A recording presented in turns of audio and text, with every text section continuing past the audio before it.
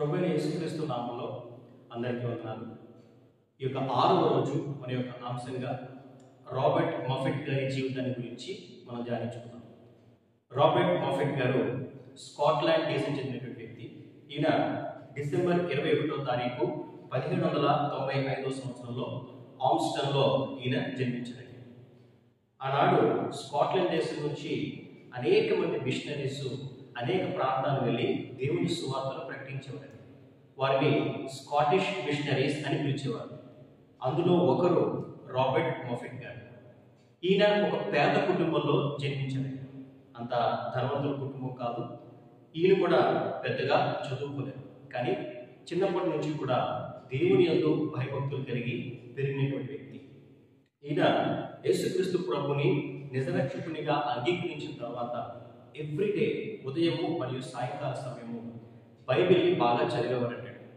ఆ యొక్క Bible study బాగా చేయడం, అందులో ఉన్నటువంటి వాక్యాలను కంఠస్థపట్టడం, ఎలాగైనా దేవుని సువార్తను ప్రకటించాలి అనేటువంటి ఆ పట్టుదలతో ఆయన ఒక యవ్వనస్తుడిగా దేవుని కొరకు బ్రతకాలనే ఆశతో ఆయన ఉండేవారండి.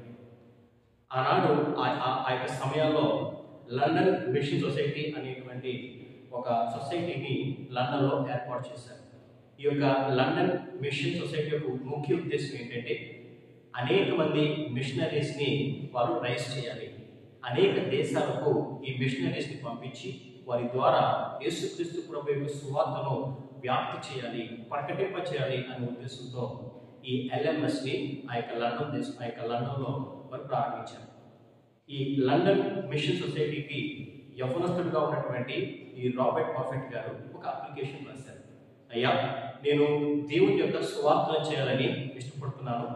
మీరు ఏ దేశానికి పంపిస్తే ఆ దేశానికి వెళ్ళి నేను దేవుని సువార్తను చేస్తాను అని చెప్పి ఒక లెటర్ రాశారు. మరి ఈ లెటర్ ఈ యొక్క LMS వారు రిజెక్ట్ చేశారు. ముఖ్య కారణము, అప్పట్లో ఒక మిషనరీగా వారు యాక్సెప్ట్ చేయాలంటే అన్ని టర్మ్స్తో పాటు వారికి మంచి ఎడ్యుకేషన్ క్వాలిఫికేషన్ కూడా ఉండాలి. కానీ రాబర్ట్ మఫెట్ గారికి అంత మంచి ఎడ్యుకేషన్ క్వాలిఫికేషన్ లేదు. ఆయన పెద్దగా చదువుకోలేదు.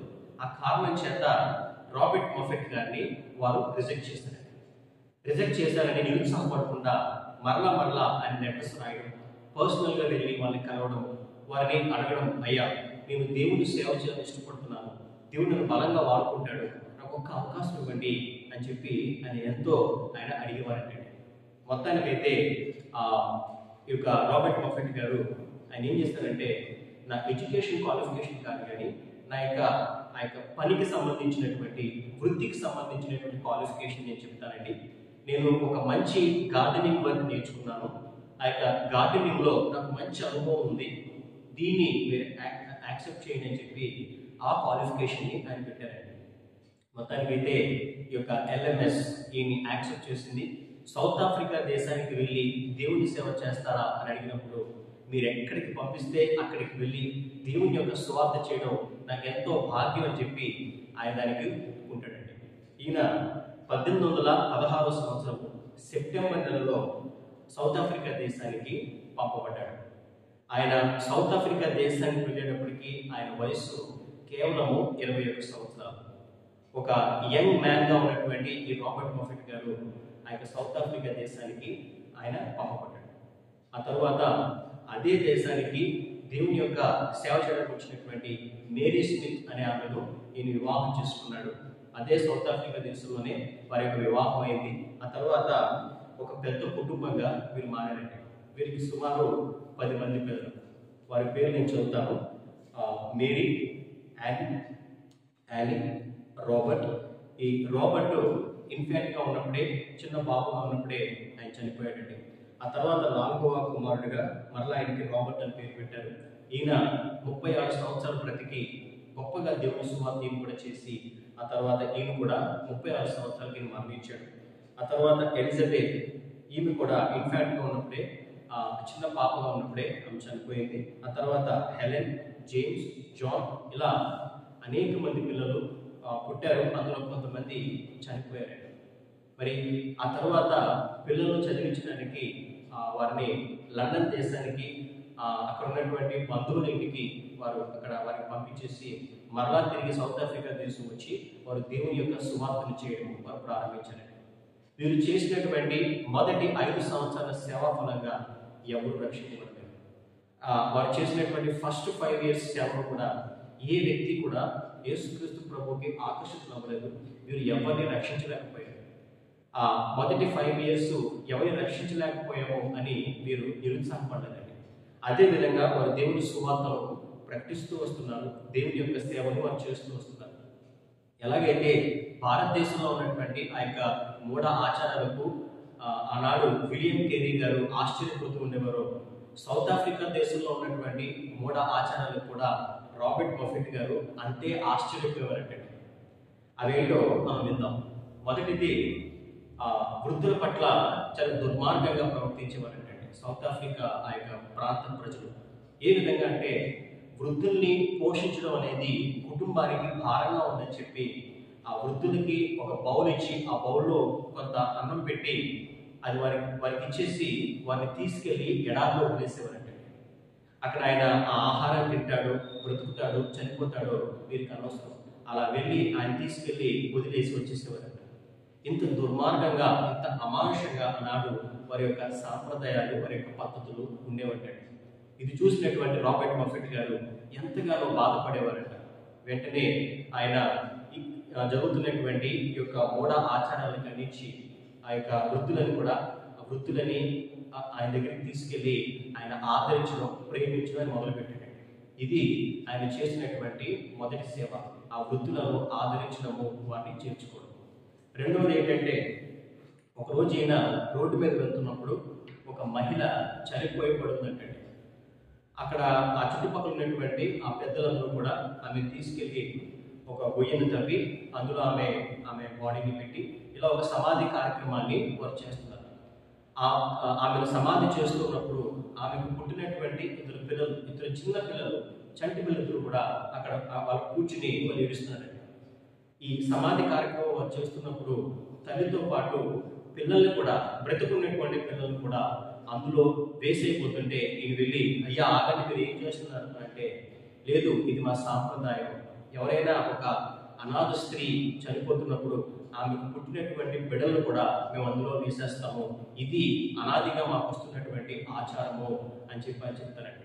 దీనికి ఆయన చాలా బాధపడతాడు, చాలా వ్యాధి చెందుతాడు. వెంటనే అక్కడి నుంచి ఆ ఇద్దరు బిడ్డని తీసుకొచ్చి, ఈ బిడ్డని నేను చూసుకుంటాను, నేను పెంచుకుంటానని చెప్పి ఆ బిడ్డలిద్దరిని కూడా ఆయన తీసుకొచ్చేస్తాడండి. ఈ విధంగా ఆయన చేసినటువంటి రెండవ పరిచర్య అనాథ పిల్లలను చేర్చుకుంటారు. ఈ విధంగా వృద్ధులను ఆయన ఆదరిస్తూ, అనాథ పిల్లల్ని చేర్చుకుంటూ, వారిని పోషిస్తూ, వారిని ప్రేమిస్తూ ఆ ప్రాంతంలో ఈయన దేవుని సువార్తను చేస్తూ వస్తున్నారండి. అక్కడ ఉన్నటువంటి సౌత్ ఆఫ్రికా ప్రజలకి ఏం అర్థమయ్యేది కాదు. అసలు ఎవరైనా ఎలాంటి సంబంధం లేదు కదా, వాళ్ళకి ఎలాంటి రక్త సంబంధం లేదు కదా, అలాంటిది మన వృద్ధుల్ని ఈయన ఆదరిస్తున్నాడు, ఇక అనాథ పిల్లల్ని ఆయన ప్రేమిస్తున్నాడు అని చెప్పి ఆ యొక్క రాబర్ట్ మఫెట్ గారి దగ్గరికి వెళ్ళడము, ఆయన మాటలు వినడం వీళ్ళు ప్రారంభించినట్టు. ఎప్పుడైతే ఈ సౌత్ ఆఫ్రికా ప్రజలు ఈయన దగ్గరికి వస్తున్నారో, వీరు మాట్లాడేటువంటి ఆ భాషలోనే రాబర్ట్ మఫెట్ గారు మరియు వారి సతీమణి దేవుని సువార్తను ప్రకటించడం ప్రారంభించారండి.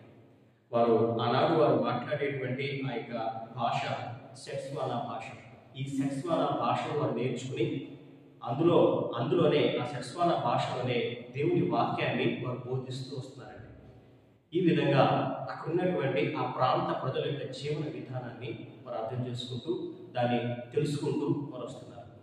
ఆ యొక్క వ్యవసాయం ఎలా నేర్చుకున్నారు, ఆ తర్వాత ఆ ప్రాంతంలో హౌస్ ఎలా కన్స్ట్రక్ట్ చేయాలి, ఇల్లులు ఎలా కట్టాలి దాని గురించి వారు నేర్చుకున్నారు. కార్పెంటరీ వర్క్ నేర్చుకున్నారు. ఆ తర్వాత ప్రింటింగ్ ఎక్విప్మెంట్ని ఏ రకంగా ఉపయోగించాలో నేర్చుకుని ప్రత్యేకంగా ఒక ప్రింటింగ్ ప్రెస్నే వారు ప్రారంభించారండి. ప్రింటింగ్ ప్రెస్ని ప్రారంభించిన తర్వాత ఆ బైబిల్ గ్రంథాన్ని మొత్తం కూడా వారి యొక్క సెట్స్వానా భాషలోనికి తర్జుమా చేయడం మాత్రమే కాదు, దాన్ని మొత్తం ప్రింట్ చేసి అక్కడ ఉన్న ప్రజలకి కూడా వీళ్ళు డిస్ట్రిబ్యూట్ చేస్తూ వచ్చేవారంటే. ఒక పక్క తన కడుపును పుట్టినటువంటి బిడ్డలు చనిపోతున్నప్పటికీ ఆ బాధను, ఆ యొక్క శ్రమను ఓర్చుకుంటూ దాన్ని దిగమింగుకుంటూ మరొక పక్క దేవుని సువార్తను వారు ప్రకటిస్తూ వస్తున్నారు. ఈ విధంగా ఈయన ఒక గొప్ప సేవను ఆయన చేస్తూ వస్తున్నాడు. బైబిల్తో పాటు యాత్రికుని ప్రయాణం అనే పుస్తకం మీరు బహుశా విని ఉంటుంటారు, కొంతమంది చదివి ఉంటుంటారు. ఈ యాత్రికుని ప్రయాణం పిలిగ్రిమ్స్ ప్రోగ్రెస్ అనేటువంటి పుస్తకాన్ని కూడా ఆయన సెక్స్వన భాషలోనికి తర్జుమా చేసి దాన్ని ప్రింట్ చేసి కూడా వాళ్ళందరికీ ఇచ్చినట్లుగా ఇక్కడ రాయబడిందండి. ఆ యొక్క ప్రింటింగ్ ప్రెస్ని వారు ప్రారంభించి ఇలా ఒక గొప్ప సేవను వారు చేస్తారండి. ఈ విధంగా ఆయనకి 70 సంవత్సరాల వయసు వచ్చేంత వరకు కూడా దేవుని సువార్తను ఆయన చేస్తూ వచ్చాడు. అంటే సుమారుగా 50 సంవత్సరాల పాటు అక్కడ ఆయన దేవుని సేవ చేసిన తర్వాత ఇంకా చేయలేను, ఇంకా శరీరం సహకరించట్లేదు అన్న సమయం వరకు కూడా ఆయన దేవుని సేవ చేశాడు. ఆ తర్వాత తన కుమారుడైనటువంటి ఆ యొక్క జాన్ మాఫెట్కి ఆ సేవా భారాన్ని అప్పగించి ఆ తర్వాత ఈయన సిక్ అయినప్పుడు, ఒంట్లో బాగున్నప్పుడు ఈయన మరియు తన యొక్క సతీమణి ఇద్దరు కూడా స్కాట్లాండ్ దేశానికి తిరిగి వచ్చేసారండి. స్కాట్లాండ్ దేశం తిరిగి వచ్చిన తర్వాత కొన్ని దినాలకి వారి యొక్క సతీమైనటువంటి మేరీ స్మిత్ గారు మరణించారు. ఆ తర్వాత ఈయన చివరి దినాల్లో ఇంగ్లాండ్ దేశంలో ప్రతి చర్చ్కి, ప్రతి ప్రాంతానికి వెళ్ళి ఆ యొక్క సౌత్ ఆఫ్రికా దేశంలో వీరు ఏ విధంగా దేవుని సేవ చేశారో అక్కడ ఉన్నటువంటి సేవాభారం, ఇంకా అక్కడ ఉన్నటువంటి సేవాభారాన్ని గురించి అనేక మందికి తెలియపరిచి అనేక మంది యవ్వనస్తుల్ని మిషనరీస్గా మార్చారు రాబర్ట్ మఫెట్ గారు. ఏ ఎల్ఎంఎస్ ఈయన రిజెక్ట్ చేస్తుందో, ఏ లండన్ మిషన్ సొసైటీ రిజెక్ట్ చేస్తుందో అదే ఎల్ఎంఎస్కి అనేక మంది మిషనరీస్ని ఈయన రైజ్ చేశాడండి. అదే ఎల్ఎంఎస్ యొక్క అభివృద్ధికి, అదే ఎల్ఎంఎస్ యొక్క డెవలప్మెంట్కి ఈయన ప్రధాన పాత్రను ఈయన పోషించగలిగాడు.